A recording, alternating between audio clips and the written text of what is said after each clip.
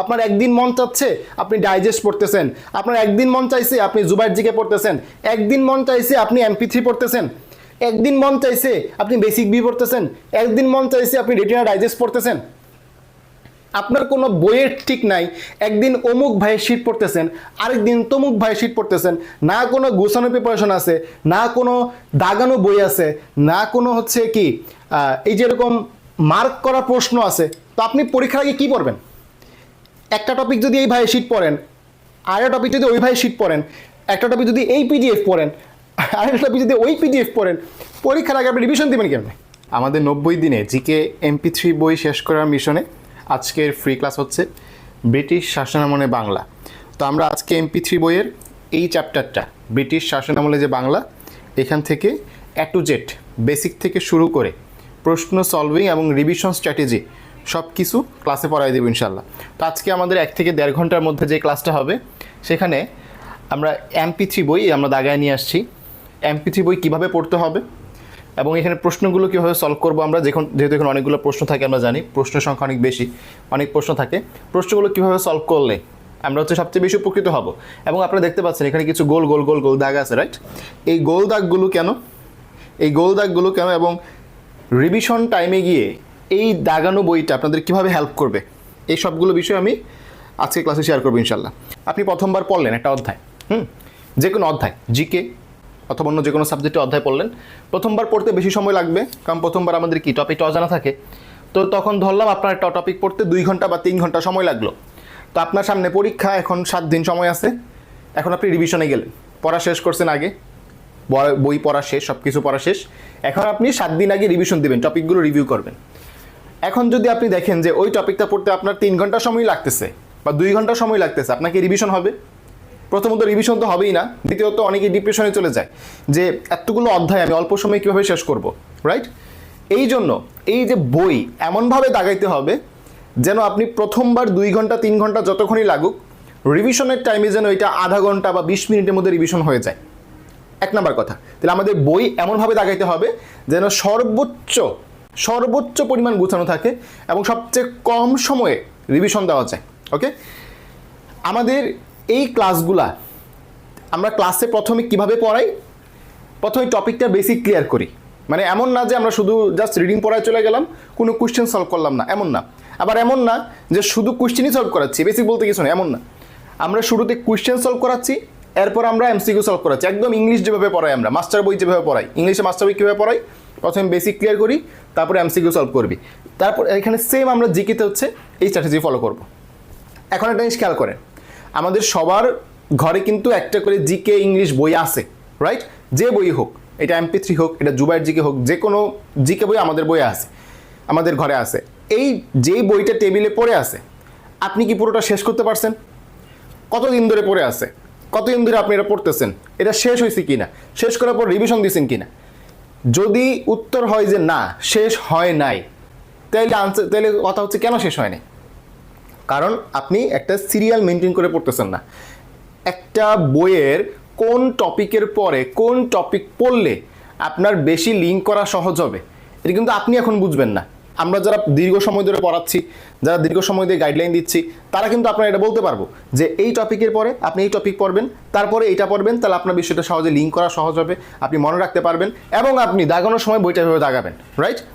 তার মানে যারা আমরা বলি যে জিকে ইংলিশ নিজে নিজে পড়ার জন্য বা নিজে মানে ক্লাস করার প্রয়োজন নাই, এটা কিন্তু ভুয়া কথা। জিকে ইংলিশই সবচেয়ে বেশি ক্লাস করা প্রয়োজন, কারণ একটা 2 ঘন্টার ক্লাস করলে আপনার পড়ার সময়, আমি প্রথমেই বললাম যে আপনি শুরুতে হয়তো বা 2 ঘন্টা পড়ছেন, বাট রিভিশন দেওয়ার টাইমে 20-30 মিনিটে রিভিশন দিতে পারবেন।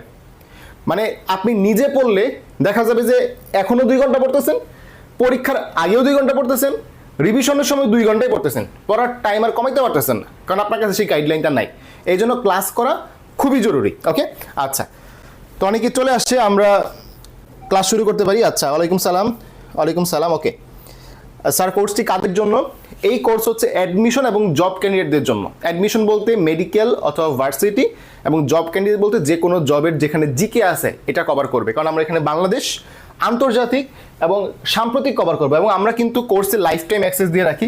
মানে বিষয়টা হচ্ছে যত সাম্প্রতিক অ্যাড হবে, আপনি মনে করেন আজকে ভর্তি হইলেন, 1 বছর পরে সাম্প্রতিক অ্যাড হয়েছে, ওই সাম্প্রতিকের উপর কিন্তু আলাদা ক্লাস আমরা নিব। বাংলাদেশ আন্তর্জাতিক পাঠ শেষ হয়ে গেলে এই ক্লাসগুলো থেকে যাবে, ওয়েবসাইটে আনলিমিটেড এক্সাম দিতে পারবেন, কিন্তু সাম্প্রতিক কিন্তু আপনি আপডেট পেতেই থাকবেন। ওকে, ঠিক আছে। তো আমরা কথা না বলে আজকে ক্লাস শুরু করতে পারি। আজকে ক্লাসের টপিক হচ্ছে ব্রিটিশ শাসনামলে বাংলা, এবং আমাদের আজকের ক্লাস কোন কোর্সের?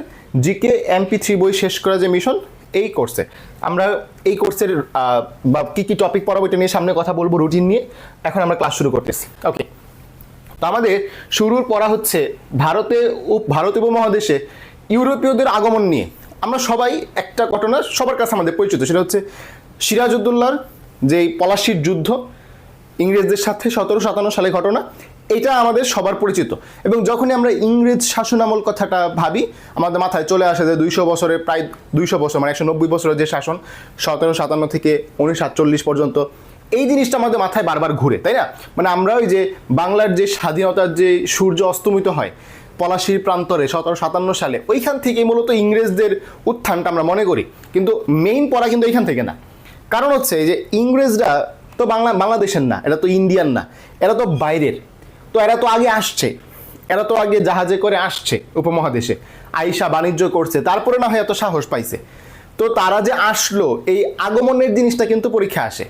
কে প্রথম আসছে, কে দ্বিতীয় আসছে, কে শেষে আসছে বাণিজ্য করার জন্য ইউরোপীয়দের মধ্যে, এই জিনিসটা কিন্তু পরীক্ষা আসে। তো আমরা অনেকে জিনিসটা মিস করে যাই, কিন্তু এগুলো মিস করা যাবে না, ঠিক আছে? এখান থেকে প্রশ্ন আসে।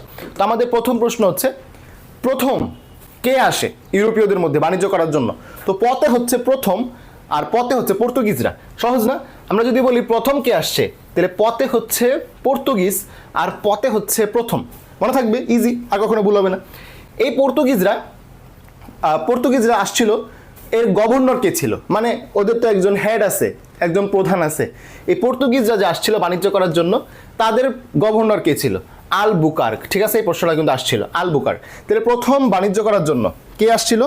হ্যাঁ, আজকে হচ্ছে আমাদের ব্রিটিশ যে এই শাসনামল, এখান থেকে ক্লাস। ওকে ওকে, তো খেয়াল করি, এই পর্তুগিজদের বাংলাদেশে বা আমাদের উপমহাদেশে ফিরিঙ্গি বলা হইতো। কি বলা হইতো? ফিরিঙ্গি বলা হইতো। তো এটাও কিন্তু মনে রাখা সহজ। পথে পর্তুগিজ, ফতে হচ্ছে ফিরিঙ্গি। কি বললাম কথাটা?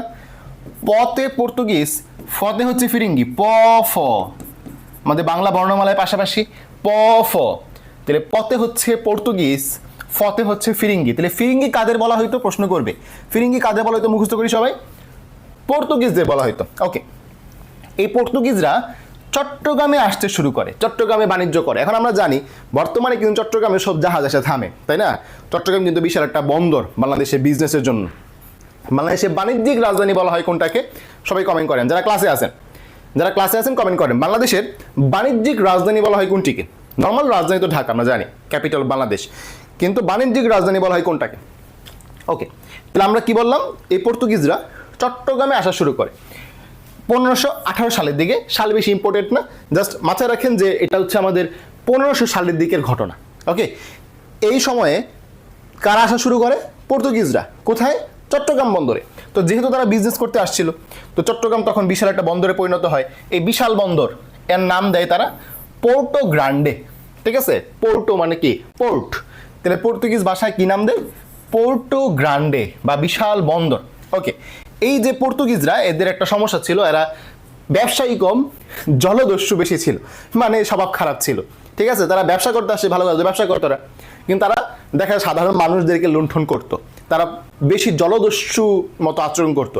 এই জন্য তাদেরকে এই যে শেরশাহ, ঠিক আছে, শেরশাহ যেন হচ্ছে বাদশা ছিলেন। ঠিক আছে, তো এই শেরশাহ পর্তুগিজদের চট্টগ্রাম থেকে তাড়াইয়া দেন। ঠিক আছে, ঝাঁটাপিটা করে তাড়াইয়া দেন। ওকে, তাহলে শেরশাহ কাদেরকে বিতাড়িত করেন? পর্তুগিজদের বিতাড়িত করেন। কোথা থেকে বিতাড়িত করেন? চট্টগ্রাম থেকে বিতাড়িত করেন। তাহলে এই পয়েন্টটা গুরুত্বপূর্ণ। শেরশাহ চট্টগ্রাম থেকে বিতাড়িত করেন। শেরশাহ চট্টগ্রাম থেকে বিতাড়িত করেন। চট্টগ্রামটার মধ্যে ফোকাস করো, কারণ সামনে আরেকটু পড়া আছে। খেয়াল করি, বাংলাদেশের দক্ষিণাঞ্চল মানে কি? আমাদের যে বঙ্গোপসাগর যে এরিয়াটা, মানে চট্টগ্রামের দিকের যে এরিয়াটা। ওকে, দক্ষিণাঞ্চল মানে কি? নিচের দিকে, মানচিত্রের নিচের দিকে। ওকে, এই দক্ষিণাঞ্চলে আরাকান মানে কি? মায়ানমার, যারা আমরা জানি আরাকান রাজ্য আছে, এই আরাকান জলদস্যুদের মগ বলা হইতো। কেন মনে রাখবো? আম খাই না আমরা, আম দিয়ে মনে রাখবো। আতে হচ্ছে আরাকান, মতে হচ্ছে মগ। মনে থাকবে, আতে হচ্ছে আরাকান, মতে হচ্ছে মগ। হ্যাঁ, 90 দিনের মিশনে হ্যাঁ পেইড ব্যাচে লাইভ ক্লাস নেওয়া হবে। ইয়েস, লাইভ ক্লাস নেওয়া হবে। হ্যাঁ, অনেকে উত্তর দিছে, ফৌজিয়া জান্নাত উত্তর দিছে, সিজরাতুল মুনতাহা, ওপি, আচ্ছা নামে যদি ভুল উচ্চারণ করে থাকি তাহলে দুঃখিত। সবাই উত্তর দিছে বাংলাদেশের বাণিজ্যিক রাজধানী হচ্ছে চট্টগ্রাম। ওকে, ঠিক আছে, নাইস। তাহলে আম দিয়ে মনে রাখলাম আরাকান জলদস্যুদের মগ বলা হইতো। আর এই যে পর্তুগিজ জলদস্যু, থেকে পর্তুগিজে কি নামে চিনতাম মনে আছে? পর্তুগিজ আমি চিনতাম ফিরিঙ্গি হিসেবে। ওকে, এই যে আমাদের দুইজন, মানে এই দুইটার একসাথে, এই আরাকান ও পর্তুগিজ দুইটাকে একসাথে হারমাত বলা হইতো। এই হারমাত হচ্ছে আমরা ওই পর্তুগিজ ভাষায় বলতে পারি, কারণ ওই সময় তো পর্তুগিজ রাজ ছিল। তাহলে হারমাত কোন ভাষা? পর্তুগিজ ভাষা। ওকে, আচ্ছা। মুঘল সম্রাট শাহজাহানের আমলে, কি বললাম কথাটা? মুঘল সম্রাট শাহজাহান, অবশ্যই চিনো শাহজাহানকে, চিনো তোমরা? তাজমহল বানাইছে। এই শাহজাহানকে বলা হয় প্রিন্স অফ বিল্ডার্স। ঠিক আছে, প্রিন্স অফ বিল্ডার্স। আচ্ছা, এই শাহজাহানের আমলে বাংলার সুবেদার মানে কি? সুবেদার মানে বিষয় হচ্ছে এরকম যে সম্রাট আকবরের আমলে পুরো যেই শাসন যত এরিয়া আছে পুরোটাকে 15টা অঞ্চলে ভাগ করছে, 15টা সুবাতে ভাগ করছে। তো বাংলা, আসাম, উড়িষ্যা, ঠিক আছে, এইগুলো একটা হচ্ছে সুবা ছিল। সুবা মানে বর্তমানে বিভাগের মতো ধরতে পারো। আমাদের বর্তমানে যেমন বিভাগ, তখন ওইরকম সুবা ধরতে পারো এক প্রকার। তো ওই সুবাগুলা শাসন করার জন্য একজন করে সুবেদার নিয়োগ দেওয়া হইতো। ঠিক আছে, ক্লিয়ার বিষয়টা? ওকে, এই শাহজাহানের আমলে সুবেদার ছিল কাশিম খান। বাংলার যে সুবেদার সেটা ছিল কাশিম খান। এই কাশিম খান কি করছে? পর্তুগিজদের হুগলি থেকে উচ্ছেদ করছে। এই হুগলি একটা নদী আছে, হুগলি নদীর তীরে কিন্তু কলকাতা শহরটা অবস্থিত। ঠিক আছে, ওকে। তাহলে আমরা এখান থেকে কি বললাম? যে মুঘল সম্রাট শাহজাহানের আমলে বাংলার সুবেদার কাশিম খান পর্তুগিজদের হুগলি থেকে উচ্ছেদ করেন। তাহলে আমরা এখন একটু আমাদের ব্রেইন স্টর্মিং করি। একটু আগে আমরা পড়ছিলাম শেরশাহ তাদেরকে ঝাঁটাপেটা করছে চট্টগ্রাম থেকে, আর কাশিম খান তাদেরকে ঝাঁটাপেটা করছে হুগলি থেকে। ঠিক আছে, শেরশাহ চট্টগ্রাম থেকে আর কাশিম খান হুগলি থেকে। শেরশাহ চট্টগ্রাম থেকে, কাশিম খান হুগলি থেকে। ঠিক আছে, মনে থাকবে ইনশাআল্লাহ। এই যে শায়েস্তা খান, উনি কি? শায়েস্তা খান হচ্ছে আরেকজন সুবেদার। এই শায়েস্তা খান কি করছে? মগ ও পর্তুগিজদের চট্টগ্রাম থেকে পুরোপুরি বিতাড়িত করেন। ঠিক আছে, শায়েস্তা খান চট্টগ্রাম দখল করে এর নাম রাখেন ইসলামাবাদ। তো আমরা যে জানি যে ঢাকার পূর্ব নাম ছিল জাহাঙ্গীরনগর। ঠিক আছে, আমরা জাহাঙ্গীরের নাম অনুসারে চট্টগ্রামের নাম হচ্ছে ইসলামাবাদ। হচ্ছে ওই সময় নামকরণ করা হয়েছিল। ঠিক আছে, তাহলে এইবার আমরা দেখি যে আমরা তো পড়লাম, রিভিশনের টাইমে গিয়ে আমরা কিভাবে পড়বো। দেখেন, যখন আপনি রিভিশন দিবেন জাস্ট এই কয়েকটা পয়েন্ট পড়বেন। প্রথম বাণিজ্য, পর্তুগিজ, প্রথম পথে পর্তুগিজ, আলবুকার্ক গভর্নর। ওকে, পড়লাম। পর্তুগিজদের ফিরিঙ্গি বলা হইতো। আরাকান জলদস্যুকে মগ আর পর্তুগিজদের ফিরিঙ্গি, দুইটাকে একসাথে বলা হইতো হারমাত। শাহজাহানের আমলে কাশিম খান কি করছে? হুগলি থেকে বিতাড়িত করছে। আর শায়েস্তা খান কি করছে? চট্টগ্রাম থেকে বিতাড়িত করে নাম দিছে ইসলামাবাদ। শেষ। দেখেন রিভিশন দিতে কত সময় লাগলো? এই মাত্র 10 সেকেন্ডে রিভিশন দিয়ে ফেলছি না? 10 সেকেন্ড রিভিশন দিয়ে ফেলছি। আচ্ছা, একজন প্রশ্ন করছেন, মিনহাজউদ্দিন আফনান ভাইয়া প্রশ্ন করছেন, কোর্স কত টাকা, কতদিন মেয়াদি? ওকে, আমি একটু 1 মিনিট তাহলে একটু কোর্স নিয়ে কথা বলি। এটা হচ্ছে 90 দিনে জিকে এমপিসি বই শেষ করা মিশন। sabashiru.com গেলে এটা পেয়ে যাবেন। গুগলে সাবাশিরু লিখবেন, চলে আসবে। তো এখানে হচ্ছে যে আমাদের জিকে বাংলাদেশ সব আলাদা সেকশন করা আছে। হ্যাঁ, জিকে বাংলাদেশ, জিকে আন্তর্জাতিক, যত পিডিএফ, এমপিসি বই, দাগানো বই, PDF, topic wise exam, unlimited exam, এগুলো অ্যাড হচ্ছে রেগুলার। আমরা এগুলো অ্যাড করতেছি। Okay, premium poll channel, private group যেগুলো জয়েন করতে হবে টেলিগ্রামে, সাজেশন গ্রুপ। তো এখানে হচ্ছে ফিচারগুলো দেওয়া আছে। হ্যাঁ, মূল কোর্স ফি কিন্তু আমাদের 2040 টাকা, কিন্তু আমরা ডিসকাউন্ট দিয়ে এটাকে 800 টাকাতে ভর্তি নিচ্ছি। অবিশ্বাস্য ডিসকাউন্ট চলতেছে। গত বছরও এই কোর্সে 2040 টাকা দিয়ে স্টুডেন্ট ভর্তি হয়েছে। এই বছর এটাকে 800 টাকায় নিয়ে আসে, যাতে সব সেক্টরের সর্বপর্যায়ের মানুষ যেন ক্লাস করতে পারে। গত বছর এই 2000 টাকা ফি দেখে অন্তত আমরা 100-200 জনকে ফিরাই দিছি, মানে টাকা ছিল না বা আর্থিক সমস্যা। আমরা ভর্তি নিছি, যারা হচ্ছে আমাদের রিকোয়েস্ট করছে আমরা ভর্তি নিছি, কিন্তু 2000 টাকা সবার পক্ষে আসলে সম্ভব হয় না একটা জিকে কোর্সের জন্য। তো আমরা এত কিছু বিবেচনা করে ফি নামায় আনছি 800 টাকাতে। পার্সেন্ট হিসাব করলে কত পার্সেন্ট হিসাব করে দেখেন। আচ্ছা, তো এই হচ্ছে আমাদের ডিটেলস এখানে পেয়ে যাবেন। কোর্সে মেন্টরদের ছবি আছে এখানে, ডিটেলস এখানে আছে, আপনারা দেখে নিন। হ্যাঁ, shabashiro.com। আমি ক্লাস শুরু করি। এই পড়াটুকু মুখস্থ হয়েছে ইনশাল্লাহ, রাইট?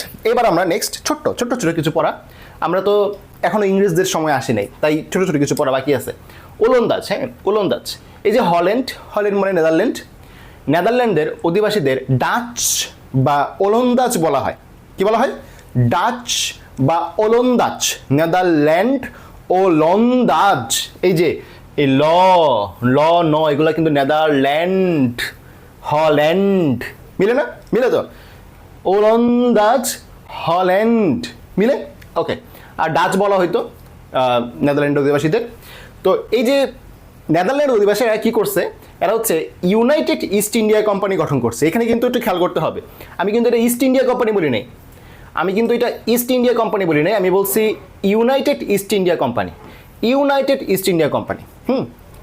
আর ওরা 1602 সালে উপমহাদেশে আসে। এই সালটা পরীক্ষা আসছিল যে 1602 সালে ওলন্দাজরা আসে, ঠিক আছে, বা নেদারল্যান্ড যারা ওরা আসে, ঠিক আছে, ওকে। একটু ইনফরমেটিভ, খেয়াল রাখলে হবে। দিনেমার, ঠিক আছে, নেক্সট পড়া হচ্ছে দিনেমার। তো এই যে ডে, ঠিক আছে, ডে দুইটা কি, যে ডি দিয়ে ডিনেমার, ডেনমার্ক। আমরা যদি দিনেমার যদি ফেসবুকে লিখি, বাংলাদেশ যদি টাইপ করি, কি লিখবো? দিনেমার, এমনি লিখবো না সবাই? তো দিনেমারের ডি দিয়ে হচ্ছে ডেনমার্ক। ইজি না? ইজি তো। এদেরকে বলা হচ্ছে দিনেমার। শেষ, এটাই, আর কিছু লাগবে না, এখান থেকে এটাই পরীক্ষা আসে। পারবো ইনশাল্লাহ, ওকে। তাহলে আমরা এই পাশে চলে আসি। সবচেয়ে গুরুত্বপূর্ণ, যারা ওই আকামটা করছে, যারা বাসটা দিয়েছে, তাই না, ইংরেজদের আগমন। আচ্ছা, ইংল্যান্ডের রানী প্রথম এলিজাবেথ এবং দিল্লির সম্রাট আকবরের রাজত্বকালে, তার মানে যখন ইংরেজরা প্রথম বাণিজ্য করতে আসছে, তখন বাংলার সম্রাট, মানে বাংলা বলতে পুরো উপমহাদেশের সম্রাট ছিল সম্রাট আকবর। আমরা জানি সম্রাট আকবর হচ্ছে মাত্র 13 বছর বয়সে সিংহাসনে বসছিল।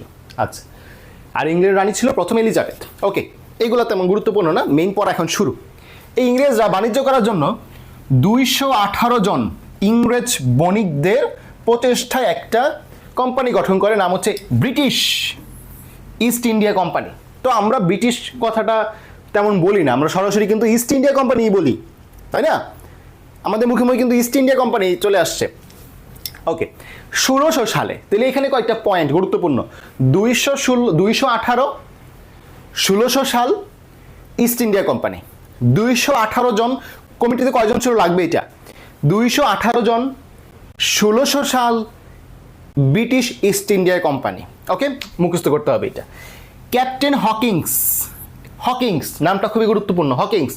হকিংস হয়তো অনেকের কাছে একটু চেনা লাগতে পারে। যারা ক্লাসে আছেন একটু বলেন তো, যারা একটু ওই যে সিনেমা টিনেমা দেখেন, ঠিক আছে, খুবই ফেমাস একটা সিরিজ কয়েকদিন আগে শেষ হয়েছে, ওইটা আমাদের একটা শহর ছিল হকিংস। দেখি কেউ চিনে কিনা, ক্লাসে এমন কেউ আছে কিনা যারা হচ্ছে মুভি টুভি দেখে। আচ্ছা, ক্যাপ্টেন হকিংস 1608 সালে, এই যে 8 বছর পরে কোম্পানি গঠন করছে 1600 সালে, এর 8 বছর পর ইংল্যান্ডের রাজা প্রথম জেমসের সুপারিশপত্র নিয়ে বাণিজ্য কুঠি স্থাপনের উদ্দেশ্যে সম্রাট জাহাঙ্গীরের দরবারে আসেন। ঠিক আছে, তাহলে কি বললাম আমরা, কথাটা কি বললাম? হকিন্স নামের একজন ক্যাপ্টেন, সে হচ্ছে রাজা, কোন রাজা দরকার নেই, রাজার সুপারিশপত্র নিয়ে জাহাঙ্গীরের দরবারে আসছে। এটা পরীক্ষায় আসা প্রশ্ন যে জাহাঙ্গীরের দরবারে সুপারিশপত্র নিয়ে কে আসেন, রাজার সুপারিশপত্র নিয়ে কে আসেন? আনসার হচ্ছে হকিংস। ওকে, ঠিক আছে। এই যে জাহাঙ্গীরের কাছে ওরা আবেদন করছে, একটু ব্রেন ওয়াশ করছে, তারপরে জাহাঙ্গীর কি করছে, ওদেরকে পারমিশন দিছে। কি পারমিশন দিছে?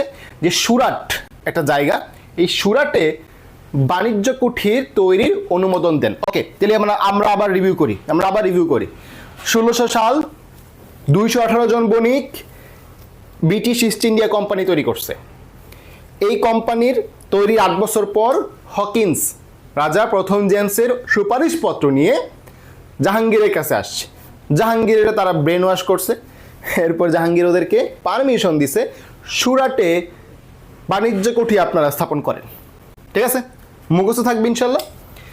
এইবার আসে, এটা তো সুরাটে গেল 1612, 4 বছর পরে, সাল লাগবে না 1615 সাল লাগবে না, জাস্ট ঘটনা। প্রথম ইংরেজ দূত, ঠিক আছে, প্রথম ইংরেজ দূত Thomas Roe, sir Thomas Roe সম্রাট জাহাঙ্গীরের দরবারে আগমন করেন। তাহলে এই প্রশ্নটা এইভাবে আসে, কোন ইংরেজ দূত প্রথম আগমন করেন সম্রাট জাহাঙ্গীরের দরবারে? ইংরেজ দূত দুটো কিন্তু সেম না, একটা হচ্ছে ক্যাপ্টেন হকিন্স, একটা হচ্ছে ক্যাপ্টেন হকিন্স যে কিনা সুপারিশপত্র নিয়ে আসছিল, আরেকটা হচ্ছে সরাসরি দূত, ঠিক আছে, রাষ্ট্রদূত থাকে না বর্তমানে আমরা দেখি এক দেশে আরেক দেশে থাকে, ঠিক আছে, অ্যাম্বাসেডর। তো এই দূত টমাস রো জাহাঙ্গীরের দরবারে আসে, এই নামটা লাগবে। ওকে, সম্রাট শাহজাহানের শাসনামলে ইস্ট ইন্ডিয়া কোম্পানি বাংলায় প্রথম বাণিজ্য কুঠি স্থাপন করেন। প্রশ্ন আসতে পারে, ভাইয়া মাত্রই না দেখলাম যে সুরাটে বাণিজ্য কুঠি স্থাপন করেন, তাহলে আবার এখানে প্রথম বলতেছি কেন? সুরাট কিন্তু বাংলার মধ্যে না, সুরাট হচ্ছে ভারতীয় উপমহাদেশের মধ্যে পড়ছে, মানে বাংলার বাইরে পড়ছে। এইখানে বলা আছে বাংলায় প্রথম। বাংলা মানে কি? যে আমাদের যে বাংলাদেশের এরিয়া, এইটা। আমি কথাটা বুঝতে পারছি কিনা? যেহেতু আমরা বাংলাদেশে বসে পরীক্ষা দিব, বাংলার ঘটনাগুলো কিন্তু বেশি ইম্পর্টেন্ট, ঠিক আছে? ওকে, বাংলায় প্রথম বাণিজ্য কুঠি স্থাপন করেন কার আমলে? শাহজাহানের আমলে। আর প্রথম বাণিজ্য কুঠি বা সুরাটে বাণিজ্য কুঠি জাহাঙ্গীরের আমলে, ঠিক আছে? মনে থাকবে ইনশাল্লাহ, মনে থাকবে ইনশাল্লাহ। ওকে, এটা সাল লাগবে 1658 সাল লাগবে। ইংরেজরা 1658 সালে কাশিম বাজারে বাণিজ্য কুঠি স্থাপন করে। তাহলে আমরা 3টা বাণিজ্য কুঠি নিয়ে মোটামুটি পড়াশোনা করলাম। সুরাটে বাণিজ্য কুঠি, বাংলায় বাণিজ্য কুঠি, কাশিম বাজারে বাণিজ্য কুঠি। সুরাটেরটা লাগবে, সুরাটের ক্ষেত্রে প্রশ্ন আসে কার আমলে? সুরাটেরটা হচ্ছে জাহাঙ্গীরের আমলে। বাংলারটা প্রশ্ন আসে কার আমলে? শাহজাহানের আমলে, এবং প্রথম। আর হচ্ছে কাশিম বাজারের প্রশ্ন আসে সাল থেকে, কাশিম বাজারেরটা 1658। তাহলে 3টা কুঠির কোনটা থেকে কি প্রশ্ন আসে? ক্লিয়ার? ওকে, এবার আসি আমরা 1690 সালে, সাল লাগবে না, 90 সালে কোম্পানির এজেন্ট জব চার্নক সুতানটি গ্রামে একটি নগর প্রতিষ্ঠা করেন। এই জব চার্নকের নামটা একটু ভালো মতো দেখে রাখো, কারণ এটা থেকে আমাদের এখানে পড়া আছে। খেয়াল করি, কি একটা গ্রাম উনি প্রতিষ্ঠা করেন। পরে কলকাতা ও গোবিন্দপুর গ্রাম নগরটিকে আরো বড় করা হয়। তার মানে কলকাতা নগর এইটার যে প্রতিষ্ঠা, এটা কিন্তু এই যে জব চার্নকের কারণে হয়েছে, রাইট? হুগলি নদীর তীরে গড়ে ওঠে কলকাতা শহর। তাহলে আমরা যদি বলি কলকাতা শহরের প্রতিষ্ঠাতা কে, তাহলে আমরা আনসার দিব জব চার্নক, ঠিক আছে? ওকে, এই কলকাতা শহর ছিল ব্রিটিশ ইস্ট ইন্ডিয়া কোম্পানির শাসন কেন্দ্র। কলকাতা শহর ছিল ব্রিটিশ ইস্ট ইন্ডিয়া কোম্পানির শাসন কেন্দ্র, এবং কলকাতায় ইংল্যান্ডের রাজা উইলিয়ামের নাম অনুসারে একটা দুর্গ নির্মাণ করা হয়, এর নাম হচ্ছে ফোর্ট উইলিয়াম দুর্গ, ঠিক আছে? তাহলে আমরা ইংরেজ শাসনামলটা একবার রিভিউ করি, ঠিক আছে? ইংরেজ শাসনামলটা একবার রিভিউ করি। 1600 সাল 218 জন বণিক ব্রিটিশ ইস্ট ইন্ডিয়া কোম্পানি তৈরি হয়েছে। 8 বছর পরে 1608 সালে ক্যাপ্টেন হকিন্স রাজা প্রথম জেমসের একটা সুপারিশপত্র নিয়ে জাহাঙ্গীরের সময় আসছে। জাহাঙ্গীরকে ব্রেনওয়াশ করছে, জাহাঙ্গীর পারমিশন দিচ্ছে সুরাটে তোমরা বাণিজ্য কুঠি স্থাপন করো। ওকে, সুরাটে হয়েছে। এখন বাংলায় প্রথম হয়েছে কার আমলে? শাহজাহানের আমলে। এরপর কাশিম বাজারে হয়েছে 1658 সালে, ঠিক আছে? কাশিম বাজারে হয়েছে 1658 সালে। এবার আসি আমরা কলকাতা নিয়ে পড়াশোনা। কলকাতার জন্য জব চার্নক একটা গ্রাম কিনছিল, ওইখানে কলকাতা নগরী বানাইছে। এটা হচ্ছে হুগলি নদীর তীরে কলকাতাটা, এবং কলকাতা ছিল ব্রিটিশ ইস্ট ইন্ডিয়া কোম্পানির শাসন কেন্দ্রের মূল, ঠিক আছে? এবং এখানে একটা দুর্গ তৈরি করা হয়, ফোর্ট উইলিয়াম দুর্গ। তো ফোর্ট উইলিয়াম দুর্গ কোথায় অবস্থিত? কলকাতা। কলকাতা কোন নদীর তীরে অবস্থিত? হুগলি নদীর তীরে। কলকাতা নগরটি কার কারণে প্রতিষ্ঠিত হয়েছে? জব চার্নকের কারণে। এই পর্যন্ত সব ক্লিয়ার কিনা আমরা একটু আনসার করি। যারা ক্লাসে আসছি একটু রেসপন্স করি, এই পর্যন্ত সব ক্লিয়ার কিনা। আমাদের আর 2টা লাইন মাত্র পড়া আছে। সর্বশেষ বাংলায় বা সর্বশেষ উপমহাদেশে আগমন করে ফরাসিরা, তারা একটু লেট, ঠিক আছে? ফরাসিরা একটু লেট আসছিল, তারা হচ্ছে সর্বশেষ, এবং তারা চন্দননগরে একটি উপনিবেশ স্থাপন করে। এটা পরীক্ষায় আসে যে চন্দননগরে উপনিবেশ ছিল কাদের? আনসার হচ্ছে ফরাসিদের। তারা হচ্ছে ওই ইংরেজদের সাথে টিকে থাকতে পারে নাই, পরে চলে গেছে। ওকে, ইংরেজদের কাছে পরাজিত হয়ে তারা ভাইগে গেছে। ওকে, তো ফরাসিদের আগমন হয়েছিল সর্বশেষে। আমরা চলে যাবো কোয়েশ্চেন সলভিংয়ে। মোটামুটি 20 মিনিটে আমরা এই পার্টটা শেষ করছি। এখন আমরা দেখি আমরা সবগুলা কোয়েশ্চেন পারি কিনা ইনশাল্লাহ। কোন ইউরোপীয় জাতি সর্বপ্রথম ভারতবর্ষে আসে? পথে হচ্ছে পর্তুগিজ। ভারতে পর্তুগিজ শক্তির প্রকৃত প্রতিষ্ঠাতাকে আলবুকার্ক গভর্নর ছিল, মনে আছে সবার? হ্যাঁ, এবি সিদ্দিক জানাইছেন ক্লিয়ার, রাশিদুল হাসান জানাইছেন ক্লিয়ার, জীবন রায় জানাইছেন ক্লিয়ার। ওকে, 2 নম্বর হচ্ছে আল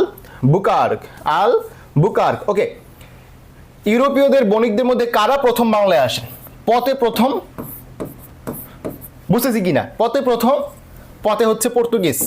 এই যে দেখেন 16তম বিসিএস এর প্রশ্ন, 40তম বিসিএস এর প্রশ্ন, রিপিট প্রশ্ন, এটি কিন্তু মেডিকেলেও আসছিল। ওকে, in which year did the Portuguese arrive at Chittagong and receive trade permit for first time? তার মানে পর্তুগিজরা কত খ্রিস্টাব্দে প্রথম চট্টগ্রাম আসে এবং বাণিজ্য করার অনুমতি পায়? তো আমরা একটু খেয়াল করি এই তারিখটা খেয়াল করি। আমাদের অপশনগুলোর মধ্যে আনসার নাই, ঠিক আছে? এই যে দেখি 1518 খ্রিস্টাব্দে পর্তুগিজরা চট্টগ্রামে আসতে শুরু করে।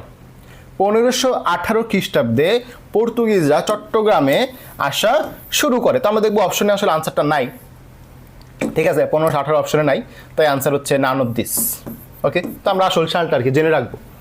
ফিরিঙ্গি কাদের বলা হইতো? পথে পর্তুগিজ, ফতে ফিরিঙ্গি। পথে পর্তুগিজ, ফতে হচ্ছে ফিরিঙ্গি। অনেকে তো ভুলে ফরাসি দাগাইতে পারে, দেখানো যাবে না। পথে পর্তুগিজ, ফতে ফিরিঙ্গি। ফতে ফিরিঙ্গি বলতে ফিরিঙ্গি কোন ভাষার শব্দ? ফতে ফিরিঙ্গি, ফতে ফার্সি। ফতে ফিরিঙ্গি, ফতে কি? ফার্সি। ফতে ফিরিঙ্গি, ফতে ফার্সি ভাষার শব্দ। ওকে, হারমাত কোন ভাষার শব্দ? হারমাত কাদেরকে বলা হইতো? পর্তুগিজ এবং মগদের একসাথে বলা হইতো, জলদস্যুদের। এটা হচ্ছে আমাদের পর্তুগিজ ভাষা। সপ্তদশ শতাব্দীতে বাংলার দক্ষিণাঞ্চল কক্সবাজার এরিয়া, হারমাতদের আক্রমণে জনজীবন অতিষ্ঠ হয়ে যেত। হারমাত কারা? পর্তুগিজ এবং মগ জলদস্যু। ইজি, পারবো, সবাই মুখস্থ হয়েছে না পড়া? পর্তুগিজরা চট্টগ্রাম বন্দরের নাম কি দিয়েছিল? পোর্টো গ্রান্ডে। দিল্লির কোন সম্রাট বাংলা থেকে পর্তুগিজদের বিতাড়িত করেন? সম্রাট বলছিলাম, সম্রাট, বাকিরা কিন্তু সুবেদার। শায়েস্তা খানও সুবেদার, কাসিম খানও সুবেদার, কিন্তু সম্রাট কে ছিল? এই যে শেরশাহ চট্টগ্রাম থেকে বিতাড়িত করছিল, ঝাঁটাপেটা করছিল। কোন সম্রাটের আমলে পর্তুগিজদের হুগলি থেকে উচ্ছেদ করা হয়? শাহজাহান সম্রাটের আমলে, তাই না? ছিল কে? শায়েস্তা খান। কাসিম খান হুগলি থেকে বিতাড়িত করছিল, কিন্তু সম্রাট কে ছিল তখন? শাহজাহানের আমলে। ঠিক আছে, পারবো ইনশাল্লাহ? ক্লিয়ার? মুখস্থ হচ্ছে তো নাকি? দেখেন, আমি যতই আপনাদের পড়াই, যদি জিকে মুখস্থ না করেন তাহলে আপনি পরীক্ষা আনসার করতে পারবেন না। তাই এইটা শিওর করেন যে আপনার পড়াটা মুখস্থ হচ্ছে কিনা। যতই বুঝেন এটা লাভ নাই, মুখস্থ করতেই হবে দিন শেষে। তো বুঝে মুখস্থ করবো, না বুঝে না। ওকে, এবার আসি, কোন মুঘল সুবেদার পর্তুগিজদের চট্টগ্রাম থেকে বিতাড়িত করেন? হুগলি থেকে কাসিম খান, চট্টগ্রাম থেকে শায়েস্তা খান। দক্ষিণ অঞ্চলের মানুষকে পর্তুগিজ ও মগ জলদস্যু অত্যাচার থেকে কে রক্ষা করেন? শায়েস্তা খান। চট্টগ্রাম থেকে বিতাড়িত করেন, চট্টগ্রামের নাম দেন ইসলামাবাদ। কোন মুঘল সুবেদার চট্টগ্রাম দখল করে এর নাম দেন ইসলামাবাদ? মাত্রই বললাম, শায়েস্তা খান। চট্টগ্রামের পূর্ব নাম কি? ইসলামাবাদ। ইজি। কার শাসন আমলে চট্টগ্রাম প্রথমবারের মতো পূর্ণভাবে বাংলার সাথে যুক্ত হয়? এই যে শায়েস্তা খান চট্টগ্রামকে মুক্ত করেন, দখল করেন, তাই যুক্ত হয়। বাংলাদেশের বর্তমান ভৌগোলিক এলাকা মুসলমান কর্তৃক শাসিত হয় কত সালের দিকে? আচ্ছা, এটা মূলত আমাদের ওই যে উপমহাদেশের মুসলিম শাসন, ওই টপিকটার মধ্যে। ঠিক আছে, প্রথম এটা হচ্ছে আমাদের 14th সেঞ্চুরি থেকে 18th সেঞ্চুরি। ঠিক আছে, এটা একটু মুখস্থ রাখবো। এটা উপমহাদেশের মুসলিম শাসনের একটা প্রশ্ন এখানে আসছে। ওকে, ওলন্দাজরা কোন দেশের নাগরিক? খেয়াল করি, ওলন্দাজ হল্যান্ড, মিলে তো? ওলন্দাজ হল্যান্ড, পারবো? হল্যান্ড মানে হচ্ছে Netherland. United east India company, খেয়াল করি, ব্রিটিশ ইস্ট ইন্ডিয়া কিন্তু না, ইউনাইটেড, তাহলে আনসার হবে হল্যান্ড। ব্রিটেন কিন্তু না, অনেকেই ভুল করবে। ওলন্দাজরা কখন ভারতে আসেন? সালটা বলছিলাম লাগবে, 1602।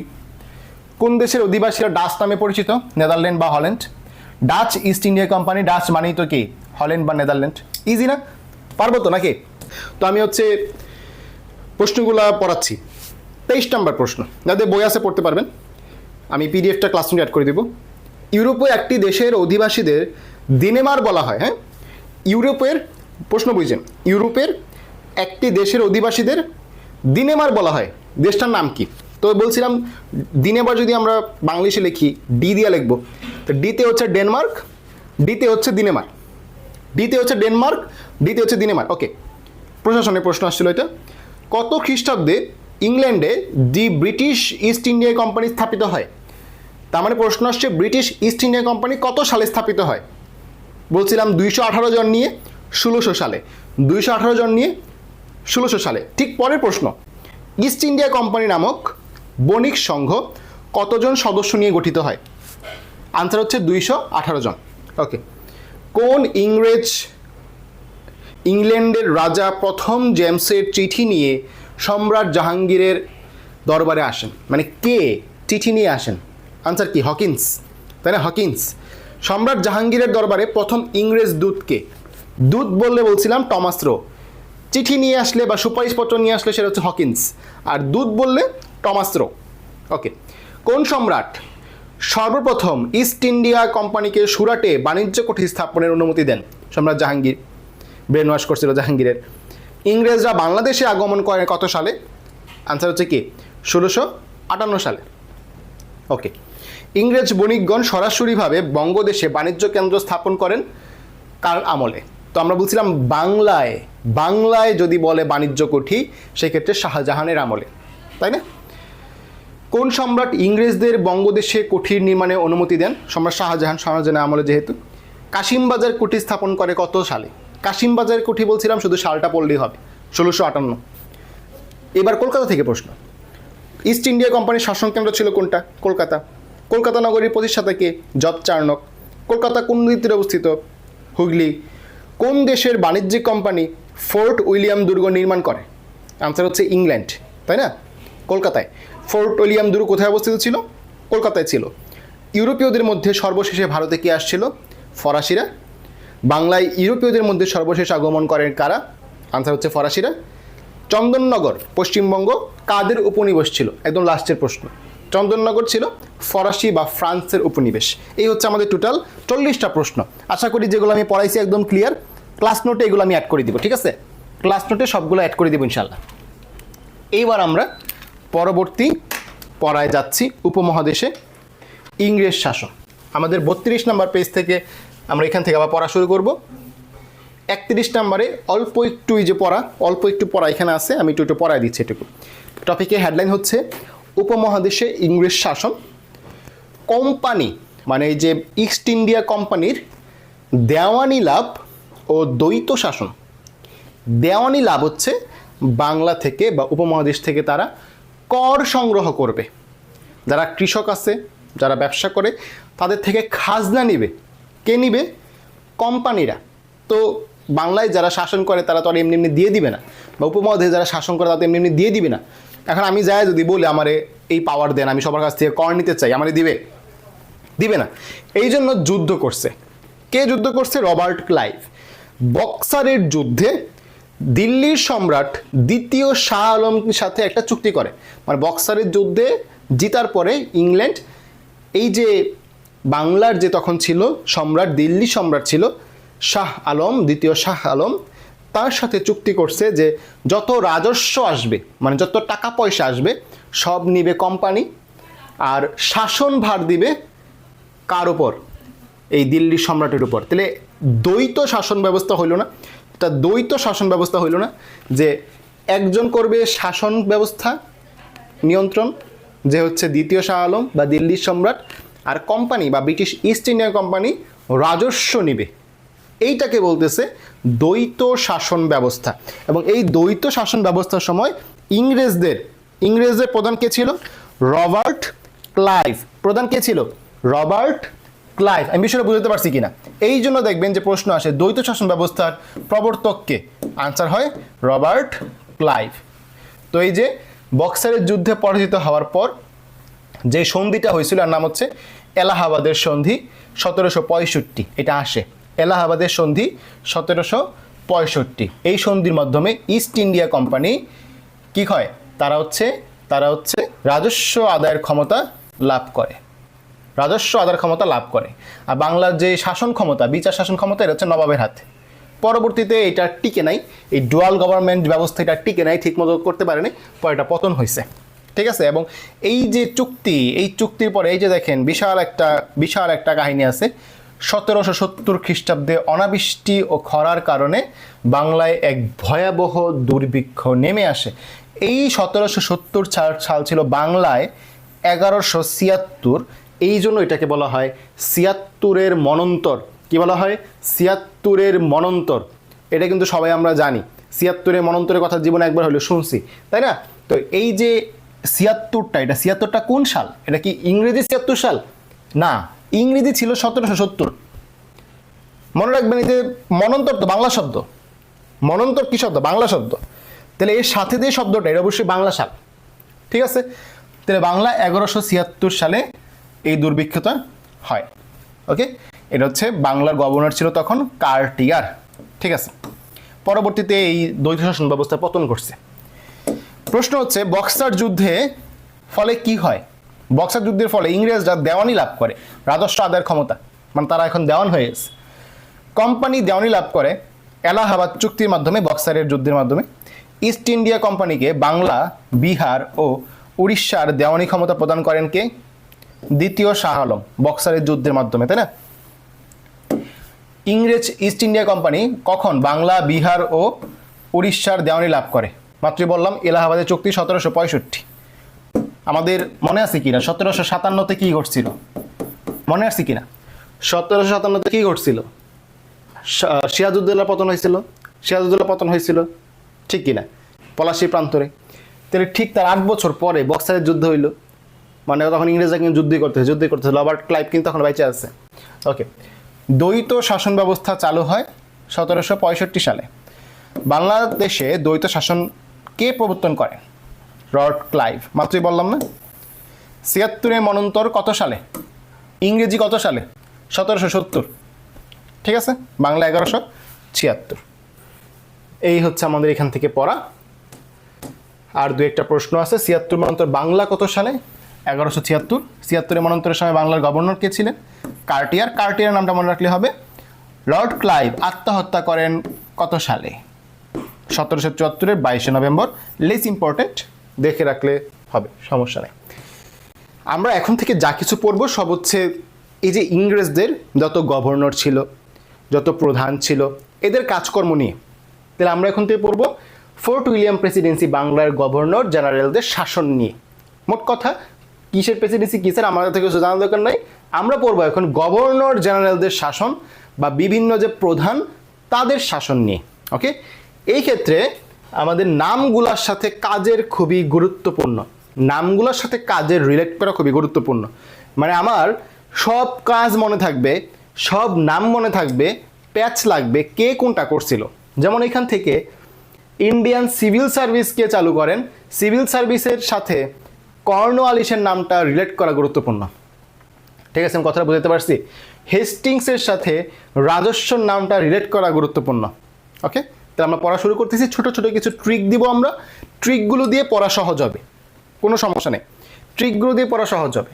এবার আসি, এই যে ব্রিটিশরা বাংলা দখল করলো, উপমহাদেশ দখল করলো ১৭৫৭ সালে, তো ঠিক তার ৩০ বছরের মতো ১৭৮৪ খ্রিস্টাব্দে ইংল্যান্ডের প্রধানমন্ত্রী উইলিয়াম পিট ভারত শাসনের জন্য একটি আইন প্রণয়ন করেন।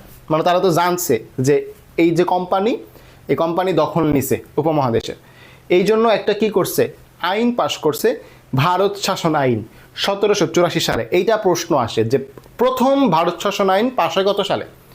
১৭৮৪ সালে, সালটা লাগবে। আর কে? উইলিয়াম পিট। ওকে, এইবার আমরা আসবো বিভিন্ন গভর্নর যারা নিয়োগ ছিল।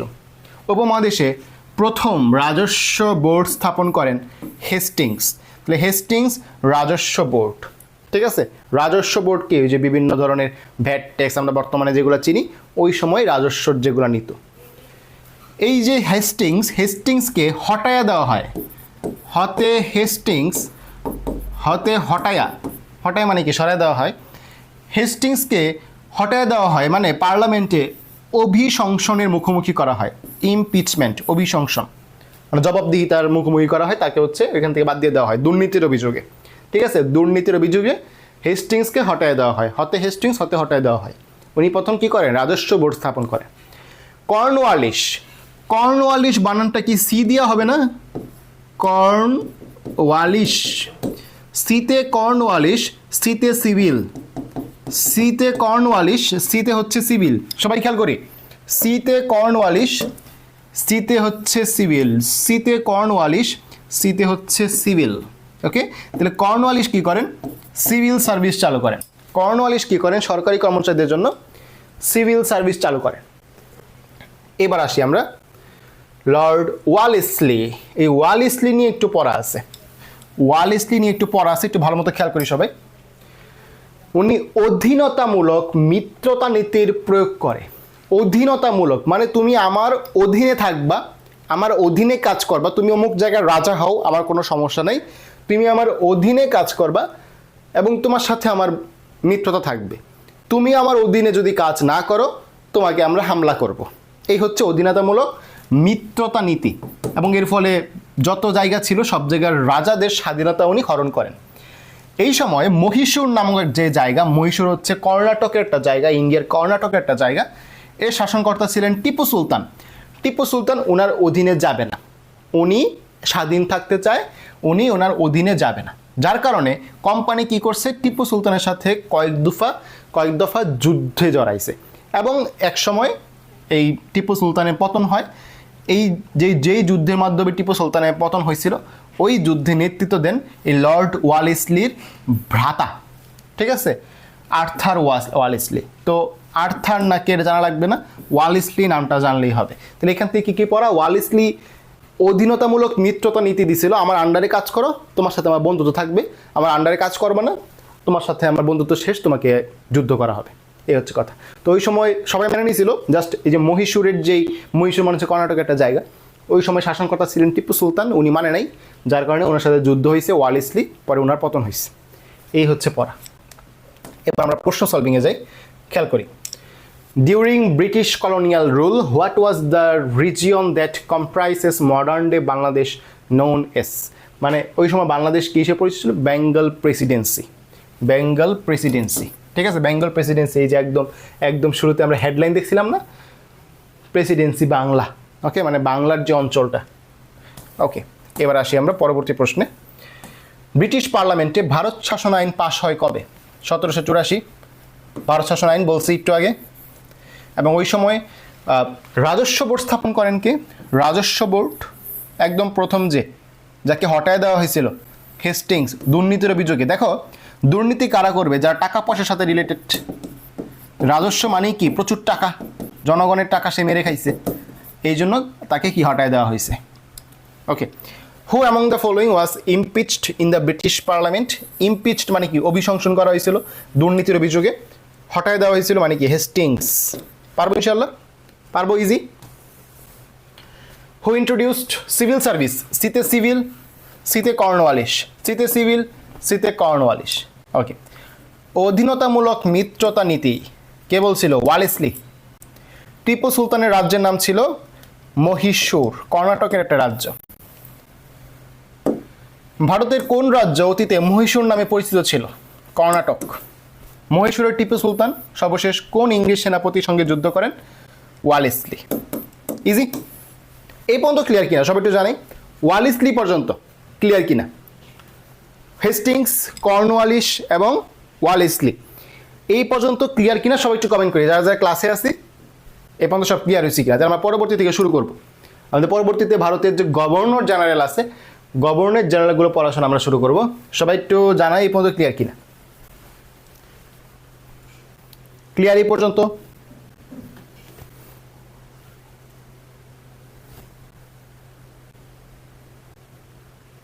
ওকে, তাহলে আমরা এখন শুরু করব। লর্ড উইলিয়াম বেন্টিং, আমরা শর্ট করে পড়ব, পুরো নাম মনে রাখলে প্যাস খাবো। বেন্টিংটা মনে রাখবো আমরা। বেন্টিং এটা হচ্ছে ইউনিক নাম। উইলিয়াম অনেকের নামের মধ্যে আছে, লর্ড তো সবার নামের মধ্যে আছে। বেন্টিংটা মনে রাখবো। বেন্টিং থেকে কি পড়া? 1829 সালে সতীদাহ প্রথা রহিত করেন। খুবই গুরুত্বপূর্ণ, সতীদাহ প্রথা রহিত করেন। এই ব্যাপারে বেন্টিং কি করেন? রাজা রামমোহন রায়ের সক্রিয় সহযোগিতা লাভ করেন। তাহলে এখানে খুবই গুরুত্বপূর্ণ পড়া। সতীদাহ প্রথা কি ছিল? যদি কোনো মহিলার স্বামী মারা যাইতো, স্বামীকে তো পুরায় দেওয়া হচ্ছে, হিন্দুদের তো পুরায় দেওয়া হচ্ছে, সাথে সাথে এই যে মহিলা তাকেও জীবিত পুরায় দেওয়া হচ্ছে। তো বিষয়টা কত ডেঞ্জারাস। সতীদাহ প্রথা, সতী মানে কি? যার হচ্ছে হাজব্যান্ড এখন মারা গেছে, তাকে জীবিত রাখা হচ্ছে না, তাকে দাহ মানে কি? পুরায় দেওয়া হচ্ছে। কত ডেঞ্জারাস একটা নিয়ম ছিল, তাই না? মানে স্বামী তো যে কোনোভাবে মারা যেতে পারে, সে মারা গেলে সাথে সাথে কি স্ত্রীকেও পুরায় দেওয়া হচ্ছে। এটা ডেঞ্জারাস একটা সিচুয়েশন। এই সতীদাহ প্রথা রহিত করেন কে? Lord William Bentinck. কার সাহায্য পান? রামমোহন রায়ের, রাজা রামমোহন রায়ের। ওকে, এবার আসি পরবর্তীটায় লর্ড ডালহৌসি। ডালহৌসি সবচেয়ে গুরুত্বপূর্ণ বিধবা বিবাহ আইন।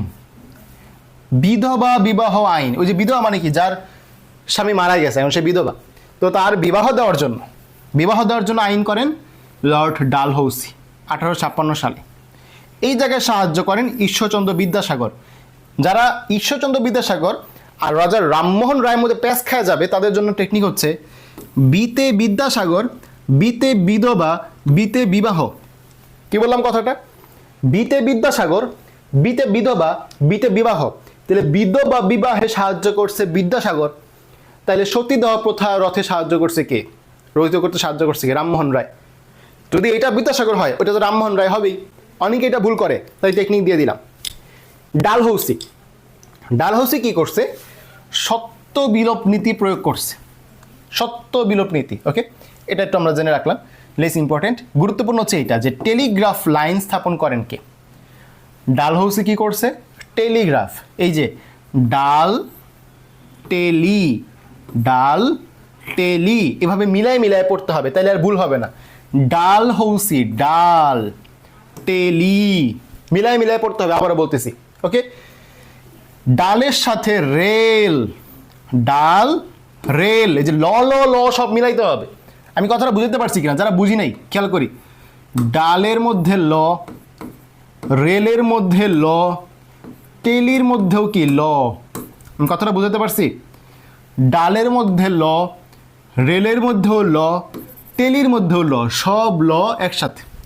তাহলে রেল যোগাযোগ ডালহৌসি, টেলিগ্রাফ ডালহৌসি, আর বিধবা বিবাহ ডালহৌসি। ওকে, মনে থাকবে।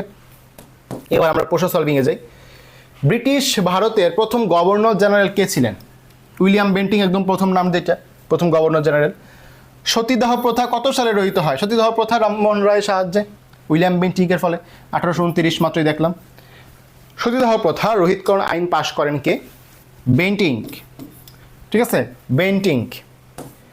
ওকে, সতীদাহ প্রথা বিলুপ্ত হয় কার উদ্যোগে? রামমোহন রায়, ঈশ্বরচন্দ্র কিন্তু না। আচ্ছা, এখানে আমরা বেন্টিং কেন আনসার দিচ্ছি না? এখানে কেন আমরা বেন্টিং আনসার দিচ্ছি না? খেয়াল করি, সতীদাহ প্রথা বিলুপ্ত হয় কার উদ্যোগে? আইন পাশ করেন বেন্টিং, কিন্তু উদ্যোগ নেওয়া, সবাইকে অ্যাওয়ার করা, এগুলো কে করছে? রামমোহন রায়। কথা বুঝতে পারছি? এই জায়গায় অ্যালার্ট দিয়ে রাখবেন, এই প্রশ্নটা ভুল হওয়ার মতো, সবাই বইটা অ্যালার্ট লিখে রাখবেন, ভুল হওয়ার মতো। সত্য বিলোপ নীতি আরোপ করেন কে? ডালহৌসি। রেল, টেলি, ল ল, তাহলে কি? ডালহৌসি। টেলিগ্রাফ কত বছর চালু ছিল?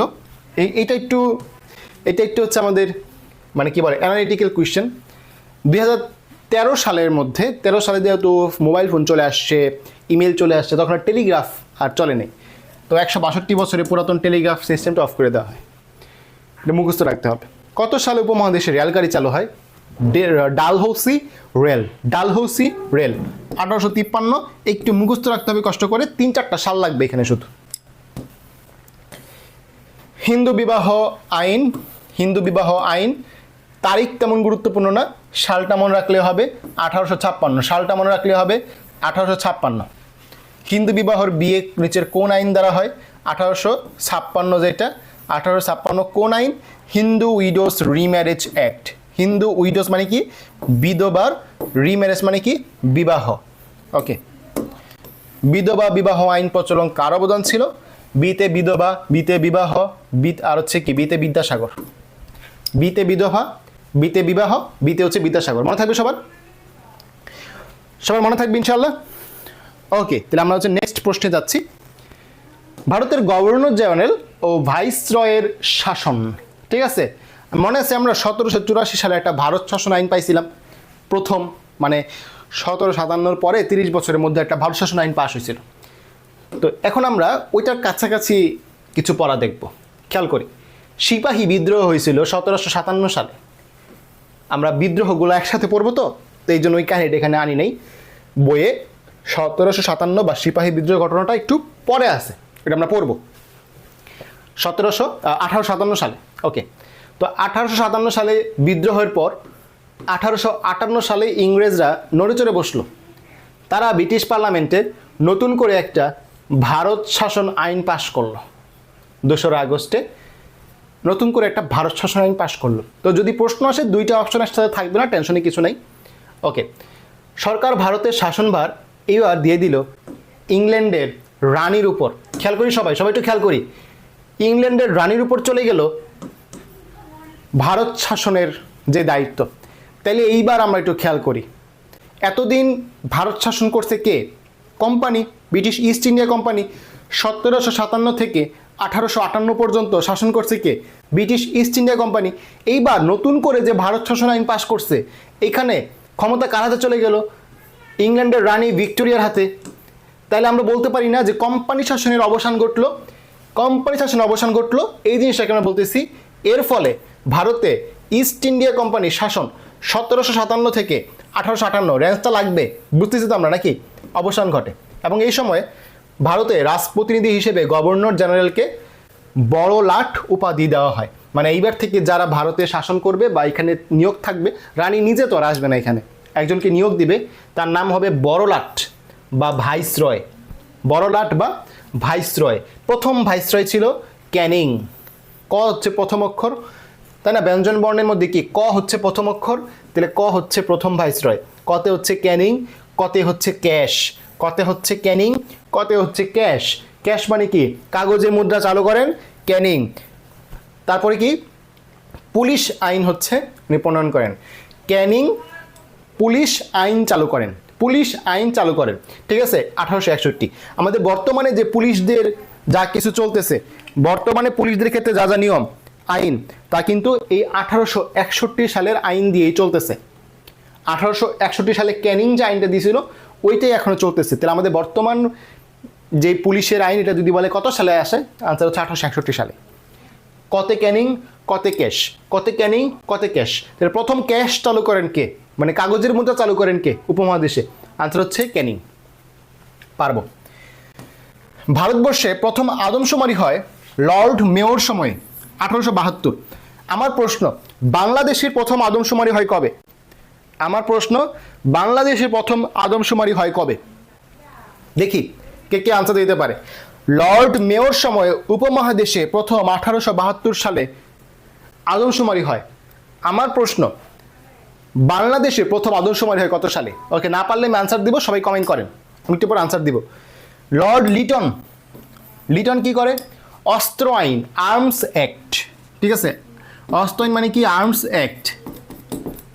এটা 1878 সালে প্রণয়ন করেন, মানে বিনা লাইসেন্সে অস্ত্র রাখা যাবে না, ঠিক আছে। লর্ড রিপন। লর্ড রিপন। রিপন কি করেন? হান্টারকে চেয়ারম্যান করে প্রথম শিক্ষা কমিশন গঠন করেন। তাহলে রিপন কি করেন? হান্টারকে চেয়ারম্যান করে প্রথম শিক্ষা কমিশন গঠন করেন। তাহলে আমরা বলতে পারি প্রথম শিক্ষা কমিশন কোনটা? ভারতীয় উপমহাদেশে প্রথম শিক্ষা কমিশন কোনটা? হান্টার শিক্ষা কমিশন। তারপর রিপন কি করেন? স্থানীয় শাসন ব্যবস্থা। স্থানীয় শাসন ব্যবস্থা মানে কি জানেন? এই যে মেম্বার, চেয়ারম্যান, বিভিন্ন যে স্থানীয় যে লোকাল গভর্নমেন্ট, এটার প্রচলন করেন রিপন। তাহলে আমরা যদি একবার রিপিট করি পড়াগুলা, 1858 সালে, মানে সিপাহী বিদ্রোহের 1 বছর পরে ভারত শাসন আইন নতুন করে পাশ হয়। এইখানে ভারতের শাসনের দায়িত্ব দেওয়া হয় ইংরেজদের রানীর উপর। কোন রানী? ভিক্টোরিয়ার হাতে। ভিক্টোরিয়া কী করেন? একজন প্রতিনিধি নিয়োগ দেন, যাকে আমরা বলতেছি ভাইসরয়। প্রথম ভাইসরয় হচ্ছে নাম হবে কদিয়া, কারণ প্রথম অক্ষর ক। কদিয়া হচ্ছে ক্যানিং। তো ক্যানিং হচ্ছে ক্যাশের প্রচলন করেন, ক্যাশ মানে হচ্ছে কাগজের মুদ্রা, এবং ক্যানিং হচ্ছে পুলিশ আইন প্রবর্তন করেন। ক্যানিং কী করেন? পুলিশ আইন প্রবর্তন করেন। ওকে, 1861। মেয়র সময়ে আদমশুমারি হয় 1872 সালে। যারা যারা আনসার দিতে পারছে very good. Rashidul Hasan answer দিয়েছেন 1974 সালে। 1974 সালে। ওকে, ওয়ালাইকুম সালাম। ইমরান নাজির ভাই অনেকক্ষণ পরে আসলেন। ওকে, এখন থেকে ক্লাস করেন, সমস্যা নেই, যতক্ষণ ক্লাস হবে ক্লাস করেন, রেকর্ড করে নিন পরে। তাহলে প্রথম ভারতীয় উপমহাদেশে আদমশুমারি হয় 1872 সালে। তার 102 বছর পরে 1974 সালে বাংলাদেশের স্বাধীনতার পর প্রথম আদমশুমারি হয়। 1974 সালে বাংলাদেশে, 1872 সালে উপমহাদেশে। উপমহাদেশে ছিল মেয়, আর বাংলাদেশের ক্ষেত্রে 1974। ওকে, এরপর হচ্ছে লিটন এবং রিপন, দুইজন, লিটন এবং রিপন। লিটন মনে রাখবেন যে লিটন একটু কী করতো, অস্ত্র নিয়ে বেশি চিন্তা ছিল, লিটনের চিন্তা ছিল অস্ত্র নিয়ে। তো লিটন হচ্ছে অস্ত্র আইন 1878, আর রিপনের চিন্তা ছিল পড়াশোনা নিয়ে। কি বললাম, লিটনের চিন্তা ছিল অস্ত্র নিয়ে, রিপনের চিন্তা ছিল পড়াশোনা নিয়ে। তো লিটন কী করছে, অস্ত্র আইন দিছে, আর রিপন কী করছে, হান্টারকে প্রদান করে কমিশন দিছে, নাম হচ্ছে হান্টার শিক্ষা কমিশন। আর রিপন হচ্ছে স্থানীয় শাসন ব্যবস্থা প্রবর্তন করছে, মেম্বার চেয়ারম্যান, এগুলা লোকাল যে গভর্নমেন্ট। ওকে, এবার আমরা খুবই গুরুত্বপূর্ণ একটা নামে যাব, নাম হচ্ছে লর্ড কার্জন। ঢাকা বিশ্ববিদ্যালয়ের একটা হল আছে আমরা জানি, কার্জন হল, তাই না? তো এই হচ্ছে লর্ড কার্জন। কার্জনের নাম কেন গুরুত্বপূর্ণ, কারণ এই নামটার সাথে জড়িত আছে বঙ্গভঙ্গ বা পার্টিশন অফ বেঙ্গল। ঠিক আছে, 1905 সালে বাংলা প্রদেশকে দুই ভাগে ভাগ করেন লর্ড কার্জন।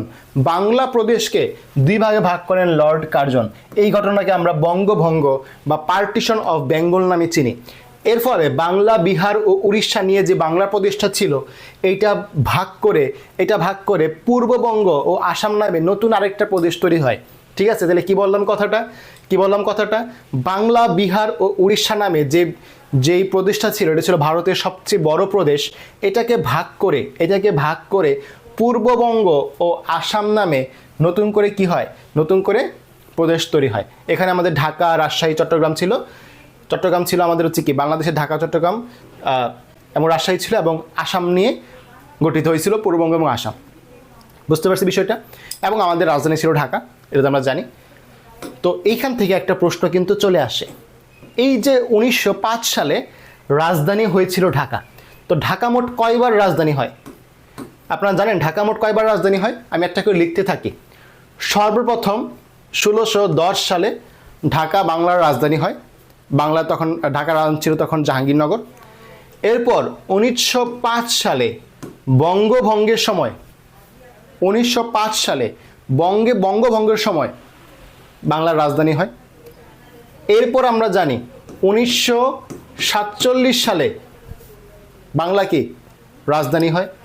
এরপর আমরা জানি 1971 সালে বাংলা রাজধানী হয়। ঠিক কিনা? বাংলা যখন স্বাধীনতা হয়েছিল। এখানে আমি 4টা লিখছি। আমার প্রশ্ন হচ্ছে বাংলা কয়বার রাজধানী হয়? 5 বার হয়। আরেকটা কোনটা, এটা আপনাদের কমেন্ট করবেন। আমি এখানে 4টা লিখছি। 1610 জাহাঙ্গীরনগরের সময়, 1905 বঙ্গভঙ্গের সময়, 1947 পূর্ব পাকিস্তানের সময়, 1971 বাংলাদেশের সময়। আমার প্রশ্ন, ঢাকায় পর্যন্ত মোট 5 বার রাজধানী হয়, তাহলে আরেকটা সাল কোনটা? ঠিক আছে, ওকে। তাহলে কি বললাম কথাটা, যে বাংলা, বিহার, উড়িষ্যা যেটা ছিল, এটা ভেঙে পূর্ববঙ্গ, আসাম নামে নতুন একটা প্রদেশ তৈরি হয়। আরেকটা প্রদেশ হচ্ছে কলকাতার অঞ্চলটা, ওইটা আমরা দরকার নাই, আমাদের দরকার হচ্ছে ঢাকা রিলেটেড যেটা, পূর্ববঙ্গ ও আসাম। এবং এইখানে বাংলার প্রথম লেফটেন্যান্ট ছিল ফুলার, মানে পূর্ব বাংলা ও আসামের প্রথম লেফটেন্যান্ট ছিল ফুলার। তো মনে রাখবেন যে বাংলায় শুধু ফুল হয়, তাই বাংলা লেফটেন্যান্ট ছিল ফুলার। দেখি আপনারা কমেন্ট করতে পারছেন কিনা। ওকে, 5 বার তো আমি বলে দিছি, সালটা বলতে হবে, 5 বার তো আমি বলে দিছি। এখানে মিসিং সাল কোনটা, মিসিং পিস খুঁজেন। ওকে, ব্রেনস্টর্মিং করেন। ওকে, এইবার আসি, এই যে বঙ্গভঙ্গ নিয়ে পরবর্তীতে কিন্তু অনেক আন্দোলন হয়েছিল। কেন আন্দোলন হয়েছিল তাও কিন্তু লেখা আছে। পূর্ববঙ্গ ও আসাম প্রদেশে মুসলমান সংখ্যাগরিষ্ঠ হওয়ায় রাজনৈতিক ও অর্থনৈতিক সুবিধাবাদী হিন্দু সম্প্রদায় বঙ্গভঙ্গের বিরুদ্ধে আন্দোলন গড়ে তোলে। এবং এই আন্দোলনের কারণে আমরা দেখতে পাচ্ছি লর্ড হার্ডিঞ্জের সময় 1911 সালে বঙ্গভঙ্গ রদ করা হয়। মানে বাতিল করা হয়। বঙ্গভঙ্গ রদ করা হয় মানে হচ্ছে বাতিল করা হয়। ওকে, বিষয়টা ক্লিয়ার? কেমনে বাতিল করা হয়? এই যে ইংল্যান্ডের সম্রাট 5ম জর্জের অভিষেক অনুষ্ঠানে দিল্লি দরবারে বঙ্গভঙ্গ রদের ঘোষণা দেওয়া হয়। ওকে, এবং তখন রাজধানী হচ্ছে দিল্লিতে স্থানান্তর করা হয়। ওকে, পারবো ইনশাআল্লাহ। লর্ড হার্ডিঞ্জের সময় বঙ্গভঙ্গ রদ হয়েছে এবং কার্জনের সময়ে বঙ্গভঙ্গ করা হয়েছে। ওকে, লর্ড মাউন্টব্যাটেন হচ্ছে ভারতের শেষ গভর্নর। এটা যে শেষ কেমনে বুঝবো, কারণ উনি 1947 সালে ক্ষমতায় ছিল। 1947 সালে ক্ষমতায় ছিল। আমরা জানি 47 সালে কি এই যে ভারত পাকিস্তান দুইটা স্বাধীন রাষ্ট্রের জন্ম হয়েছিল, উপমহাদেশ ভেঙে গেছে, তাই না? তো এই যে 47 সালে যে ক্ষমতায় ছিল সেই তো শেষ গভর্নর, এরপরে তো আর গভর্নর আসে নাই, বুঝতে পারছি? ওকে, উনি ছিলেন শেষ গভর্নর জেনারেল ও ভাইসরয় মানে বড়লাট। ওকে, এই যে উপমহাদেশ ভারত এবং পাকিস্তান দুইটা ভাগে ভাগ হইল, এটা কিসের ভিত্তিতে? দ্বিজাতি তত্ত্বের ভিত্তিতে। আমার প্রশ্ন হচ্ছে এই দ্বিজাতি তত্ত্বের প্রবর্তককে, দেখি কে কে পারেন, দ্বিজাতি তত্ত্বের প্রবর্তককে, সবাই একটু আনসার করেন, কমেন্ট করেন, দ্বিজাতি তত্ত্বের প্রবর্তককে। ওকে, এর ফলে ভারত এবং পাকিস্তান নামক দুইটা স্বাধীন রাষ্ট্রের জন্ম হয়। এই দুইটা স্বাধীন রাষ্ট্রের সীমানা নির্ধারণ করতে হবে তো নাকি?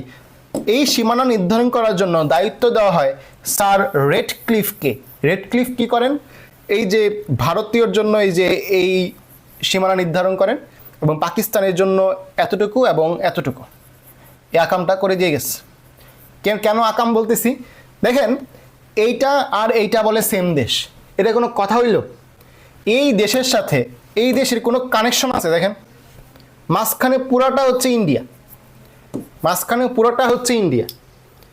বাংলাদেশ থেকে বর্তমানে পাকিস্তানে যাইতে বিমান ভাড়া লাগে 1 লাখ টাকা, দুবাই হয়ে ঘুরে যেতে হয়। তাই আমি যদি ধরি সরাসরিও বিমান যদি ব্যবস্থা করা হয় তাও কত টাকা লাগবে? তাহলে যদি এই দুইটা সেম দেশ হয়, কেমনে হয়? মাঝখানে এত বড় গ্যাপ কেমনে হয়? তো এই আকামটা করছে কে? Sir Radcliffe. এই জন্য এই লাইনটা, সীমানার লাইনটাকে বলা হয় রেডক্লিফ লাইন।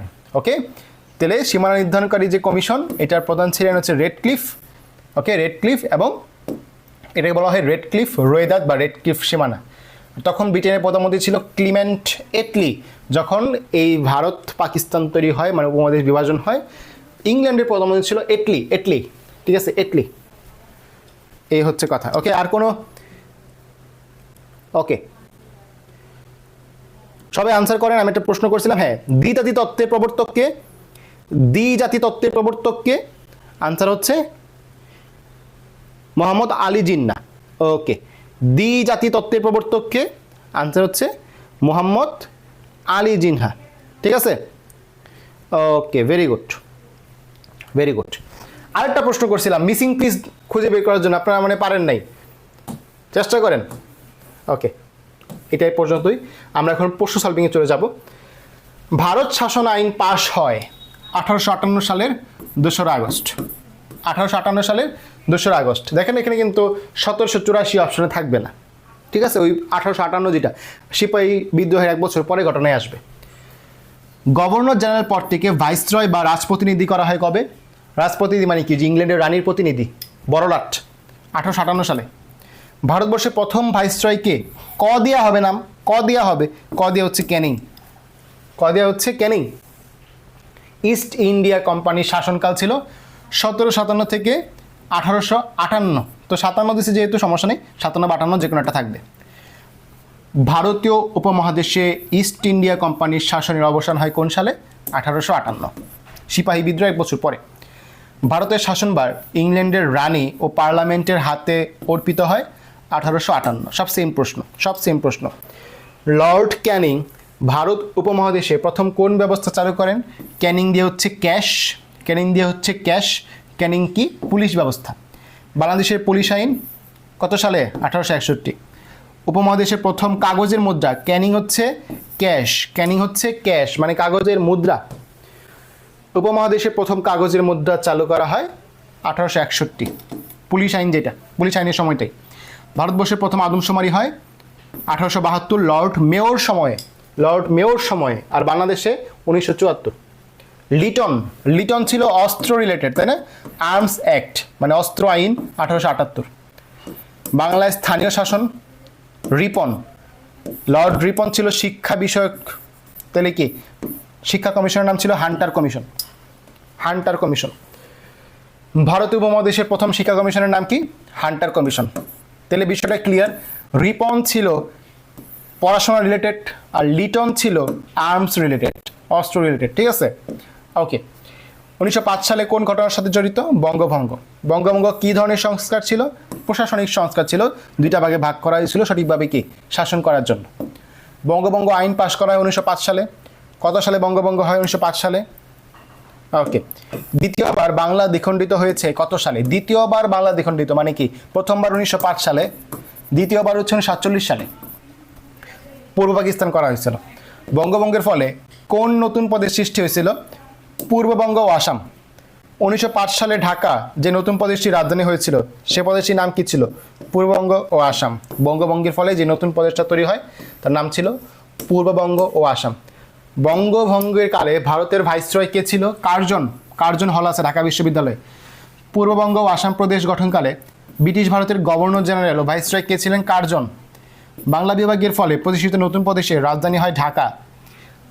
পূর্ব বাংলার ও আসামের প্রথম লেফটেন্যান্ট গভর্নর কে ছিল? বাংলায় শুধু ছিল ফুল আর ফুল, বাংলায় ছিল শুধু ফুল আর ফুল, তাই তখন কে ছিল প্রধান? ফুলার। ব্রিটিশ শাসন আমলে কোন সালে ঢাকাকে প্রাদেশিক রাজধানী করা হয়? বঙ্গভঙ্গের সময় 1905 সালে। বঙ্গভঙ্গের পরেই ঢাকায় কি নির্মিত হয়? তাহলে আমাদের কার্জন হল, সুরম্য অট্টালিকা, হাইকোর্ট যা আছে সবগুলাই এখানে তৈরি হয়। ওকে, মানে উন্নতি হয়, এ হচ্ছে কথা। ব্রিটেনের রাজা পঞ্চম জর্জ ও রানী মেরি ভারত সফরে আসেন বঙ্গভঙ্গ রদের সময় 1911। লেস ইম্পর্টেন্ট, একবার দেখে রাখলেই হবে। বঙ্গভঙ্গ রদ হয় 1911, খুবই গুরুত্বপূর্ণ। 1911 তারিখটাও লাগবে, কারণ সব 1911 অপশনে দিয়ে দিবে। তারিখ হচ্ছে 12 ডিসেম্বর, মানে সবগুলাই 1911 দিয়ে দিবে, তাই একটু তারিখটা অ্যালার্ট থাকতে হবে। 11 হচ্ছে সাল, 12 হচ্ছে তারিখ, তো মাসও 12 ডিসেম্বর মানে কি? 12তম মাস। তাহলে 11 হচ্ছে সাল আর 12 হচ্ছে তারিখ, মনে থাকবে? মানে বুঝতে পারছি কিনা? 12/12/1911 এই হচ্ছে তারিখ। তাহলে 11 হচ্ছে সাল আর 12 হচ্ছে তারিখ, 12/12। বঙ্গভঙ্গ রদ কে ঘোষণা করেন? রাজা পঞ্চম জর্জ। বঙ্গভঙ্গ ব্যবস্থা রহিত করেন কে? রাজা পঞ্চম জর্জের সময় যে ছিল, নাম হচ্ছে হার্ডিঞ্জ। ব্রিটিশ ভারতের রাজধানী কলকাতা থেকে দিল্লিতে স্থানান্তরিত হয় বঙ্গভঙ্গ রদের সময় 1911 সালে 12 ডিসেম্বর। কোন ব্রিটিশ শাসকের সময় ভারত উপমহাদেশ স্বাধীন হয়? লর্ড মাউন্টব্যাটেন, কারণ উনি ছিল সর্বশেষ, 1947 সালে ছিল উনি। ব্রিটিশ ভারতের শেষ ভাইসরয় বড়লাট কে ছিলেন? মাউন্টব্যাটেন।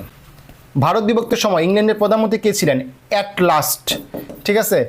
অ্যাট লাস্ট মানে সর্বশেষ, অ্যাট লাস্ট সর্বশেষ, তার নাম ছিল এটলি। অ্যাট লাস্ট থেকে এটলি, লাস্ট থেকে এটলি, মনে থাকবে? কেন মনে রাখলাম?